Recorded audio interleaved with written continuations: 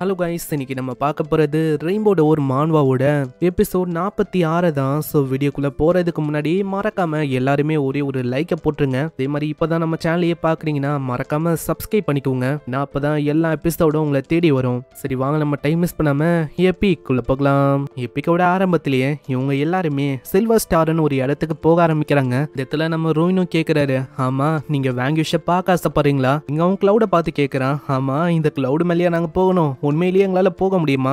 வரலாம், ஒன்றும் இல்லை, சேஃபான விஷயம் தான். இதே மாதிரி அவங்க செம்ம வேகமா போறாங்க. அவங்க யோசிச்சே பார்க்கல இந்த அளவுக்கு இது வந்து நல்ல ட்ரிப்பா அமையும்னு. ஏன்னா டோக்கியோக்கு பல மிஞ்சத்திலேயே அவங்க வந்துட்டாங்க. எப்பயுமே ஒரு நாளில அவர் கணக்கில் ஆகும். அவங்க எல்லாருமே வந்ததும் நம்ம ரெஞ்சியோட அபார்ட்மெண்ட்டுக்கு தான். அந்த இடத்துல நம்ம சாய்கா, ஷிகிஷிமா எல்லாருமே இருக்காங்க. இந்த டீமை பார்த்து நம்ம கிங்கா ரொம்ப வியந்து போறான். ஏன்னா எல்லாருமே பெரிய பெரிய ஆளுங்க தான். இந்த இடத்துல நம்ம அக்கீராவும் இருக்கான். அக்கீராவை பார்த்து அங்க பேசலான்னு போக அக்கீரா அங்க பேசுறதுக்கு தயாராகவே இல்ல.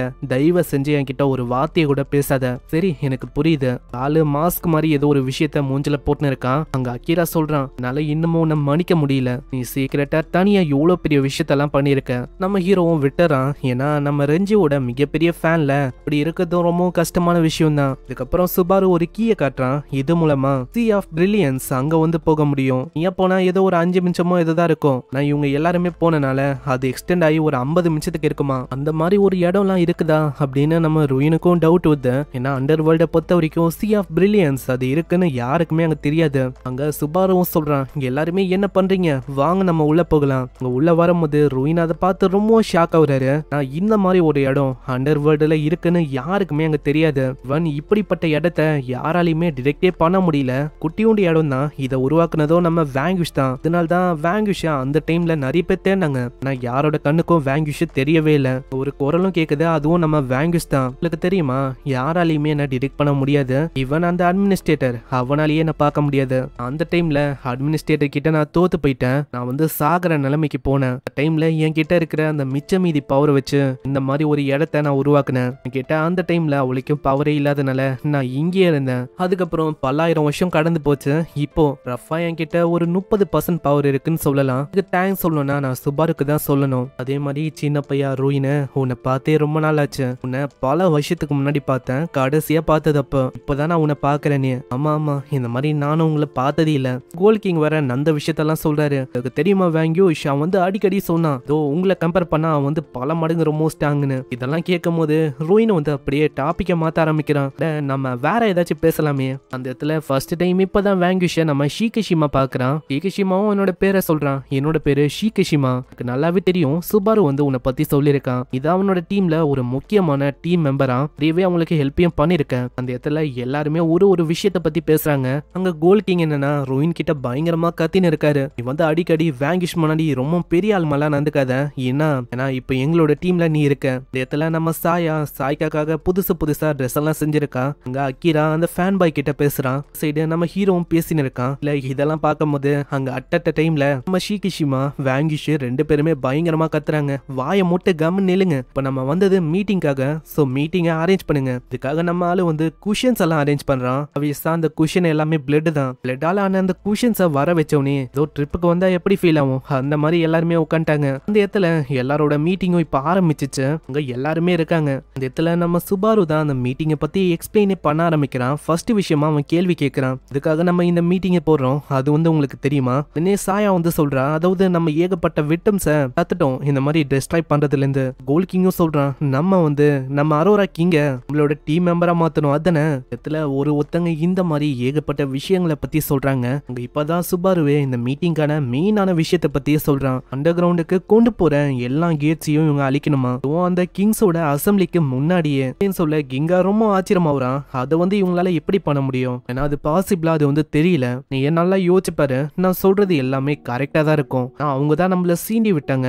இப்போ நம்ம அதுக்காக தான் பண்றோம். இதை பண்றதுக்கும் ஒரு காரணம் இருக்கு. நல்லா யோசிங்க. இது எல்லாமே நடக்க போற டிசாஸ்டரோட நல்லாவே லிங்க் ஆகும். இது வரைக்கும் ஒரு 3 அழிவை நம்ம வந்து தத்தாச்சு.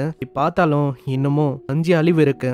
அதை வந்து நம்ம தடுத்தே ஆகணும். இதுலயே முக்கியமா ஒரு பேரழிவு இருக்கும், லெவல் 99 ஹச்சுவர். இப்படி இவன் சொன்னோனே சாய்காக்கா அங்க வந்து பயங்கரமா கோவம் வருது. நான் அவளுக்கு அந்த அழிவை எப்படியாச்சும் தடுத்தே ஆகணும். அங்க சாய்க்கா கோவம் ஆகுறதுக்கு ஒரு ரீசன் இருக்கு. அங்க மத்தவங்களுக்கு ஒண்ணுமே புரியல. ஆமா, எதுக்கு சாய்க்கா ரொம்ப கோவம் ஆகுறா? ஏதாச்சும் ரொம்ப இம்பார்ட்டன்டான விஷயமா என்ன? இப்பதான் நம்ம சுபாரு புரிய வைக்கிறான். பர்சன் 99 லெவலுக்கு போனக்கப்புறம் உங்களோட பாடி அது ஆட்டோமேட்டிக்கா அதுக்கப்புறம் பயங்கரமான விஷயம்லாம் ஏற்படும். அதாவது சிம்பிளா சொன்னா 6வது பாஸ் கேட்டை விடவும் ரூயினோட ஸ்பிளிட் சோல் அந்த எபிலிட்டியை விடவும் இது பயங்கரமா அமையும். முக்கியமா அந்த லெவல் 99 யார் அடைய போறானா அது நம்ம சாய்காவோட அக்கா அசுகி. அந்த பொண்ணு தான். அவ தான் 99க்கு போனோன்னே அவளால ஒரு மிகப்பெரிய டிசாஸ்டர் வந்து ஏற்பட போகுது.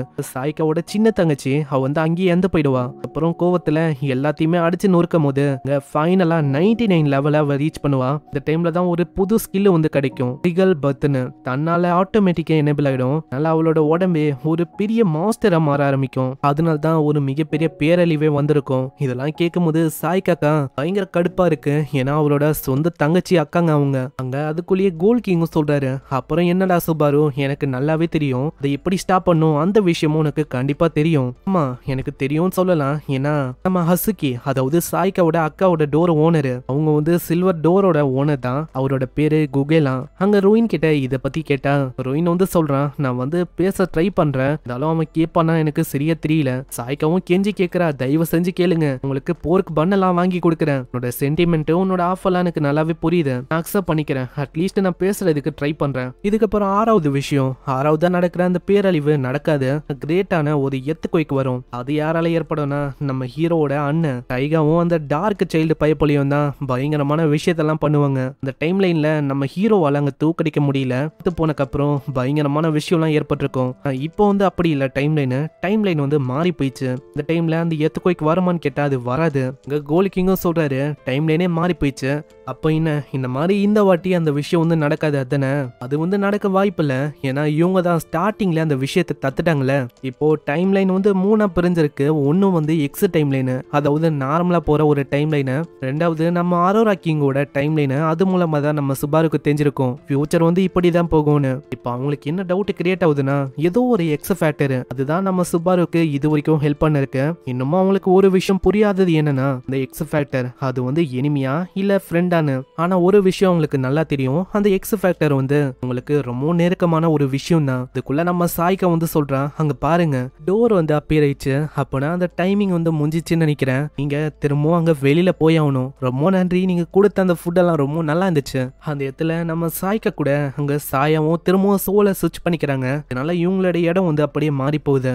இந்த மாதிரி ட்ரெஸ்ல இருக்க ரொம்ப பிடிக்குதுப்பா, இதுதான் கம்ஃபர்டபுளாவும் இருக்கு. இந்த வாட்டி என்னோட பாடியை நான் உங்ககிட்ட கொடுக்குறேன், நல்ல விஷயத்த பாத்துக்கணும், கண்டிப்பா நீ என்ன நம்பலாம். இந்த மாதிரி அவங்க போறாங்க. அங்க போகும்போதே நம்ம வேங்கிஷோ சொல்றாரு, நீ வந்து ரொம்ப அருமையாவே இந்த வாட்டி நிறைய விஷயங்களை பண்ணிருக்க. அதே மாதிரி நம்ம வேங்கிஷுக்கும் நம்ம ஹீரோ கூட நிறையவே பேசணும் அப்படின்னு ஆசையா இருக்கு. அந்த இடத்துல அவரு சொல்றாரு, நான் வந்து உன்னை ஃபர்ஸ்ட் டைம் சந்திக்கும் போது சுத்தமா எதிர்பார்க்கல, நீ கடைசியில இந்த அளவுக்கு நல்ல நம்பிக்கையான ஒரு பெரிய ஃபேமிலியை உருவாக்க முடியும் அப்படின்லாம் நான் யோசிக்கவே இல்லை. இப்போ இந்த அளவுக்கு நீ க்ரோ ஆயிருக்க, அதே டைம்ல உன்னை எல்லாருமே நம்புறாங்க. இந்த இடத்துல நம்ம ஹீரோவும் சொல்றான், நான் யோசிச்சு பார்க்கல, ரொம்ப ஷார்ட்டான டைம்ல நான் எவ்வளவு தூரம் முன்னேறி வந்துட்டேன். இந்த வேங்கிஷும் சொல்றாரு, நீ சொல்றது உண்மைதான், ஷார்ட்டான டைம்ல உன்கிட்ட இருந்து பறிக்கப்பட்ட அந்த மணி, ஃபேம், அந்த ஸ்டேட்டஸ் எல்லாத்தையுமே நீ திரும்பவும் வாங்கிட்ட.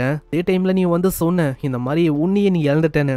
அன்னைக்கு நான் சொன்னேன் உனக்குள்ளதான் அந்த ட்ரூவான ஹாப்பினஸ் இருக்குன்னு. அதை நான் தேட சொன்னேன். அதே மாதிரி நீ பண்ண. உனக்கான அந்த ஹாப்பினஸ் தெரியுதா, உன் கூடியதான் இருக்காங்க காம்ரேட்ஸ், அவங்க தான் உனக்கு எல்லாமே. நம்ம ஹீரோக்கு என்னன்னா இந்த ஜேர்னியை திரும்ப அவன் கண்டினியூ பண்ணும். அதே மாதிரி சந்தோஷத்தோட அடைய முடியாத விஷயத்த அடையணும், வந்து இன்னமும் நீடிக்கணும் அப்படின்னு தான் ஆசைப்படுறேன்னு வேங்கிஷும் சொல்றாரு. நீ கவலைப்படாத, கண்டிப்பா உன்னோட ஜேர்னி இன்னமும் நல்லா போகும், அதனால கவலையப்படாத, முன்னேறி போயினே இரு. ஏன்னா உன்னோட பாதை அது ரொம்ப லாங்குப்பா. ஒரு நாள் இல்ல ஒரு நாள் என்ன விடவும் வந்து ஒரு பெரிய விஷயத்த அச்சீவ் பண்ணுவ. ஈவன் இப்போ என்னாலேயே அந்த மாதிரி விஷயத்த அச்சீவ் பண்ண முடியாது. சரி ஏதோ ஒண்ணு, நீ போகலாம், நம்ம திரும்ப அண்டர் வேர்ல்டுக்கான மீட்டிங்ல நம்ம மீட் பண்ணிக்கலாம். இந்த சைடு அங்க சஃபினாவும் யோசிக்கிறான், இந்த பையன் அவன் வந்து ரொம்ப இன்ட்ரெஸ்டிங்கான பையனா இருக்கான்ப்பா. ஏன்னா 6 ஸ்டாரோட இருக்கிற கேட்டை அவன் சொன்ன மாதிரியே கிளியர் பண்ணிட்டான். அங்க யாருமே இறந்தும் போகல. என்ன ஒரு அதிசயமா இருக்குல்ல. அந்த பையன் மேல எனக்கு இன்னமும் ஆர்வம் வருது, அவனை பத்தி தெரிஞ்சுக்கணும்னு ஆசையாவும் இருக்கு. அதனால என்ன பண்ணு, அவனுக்கு கிங்ஸுக்கான அந்த மீட்டிங் அதுக்கான இன்விடேஷன் லெட்டரை சென்ட் பண்ணி விடு. ஏன்னா நம்ம சுப்பாரு அந்த மீட்டிங்க்கு ஒரு கெஸ்டா வந்தே ஆகணும். இனிவசூல இங்கே இந்த எபிசோட முடியுது. ஸோ இதுக்கப்புறம் தான் இன்னமும் வேற லெவலில் போகும். ஸோ மிஸ் பண்ணாம பார்க்கறதுக்கு நம்ம சேனலை மறக்காம சப்ஸ்கிரைப் பண்ணி பெல் ஐக்கன் அழுத்தி வச்சுக்கோங்க. ஏன்னா அப்பதான் ஒரு எபிசோட உங்களை தேடி வரும். நான் உங்களை அடுத்த எபிசோட்ல சந்திக்கிறேன். தேங்க்யூ ஃபார் வாட்சிங். சைனரா.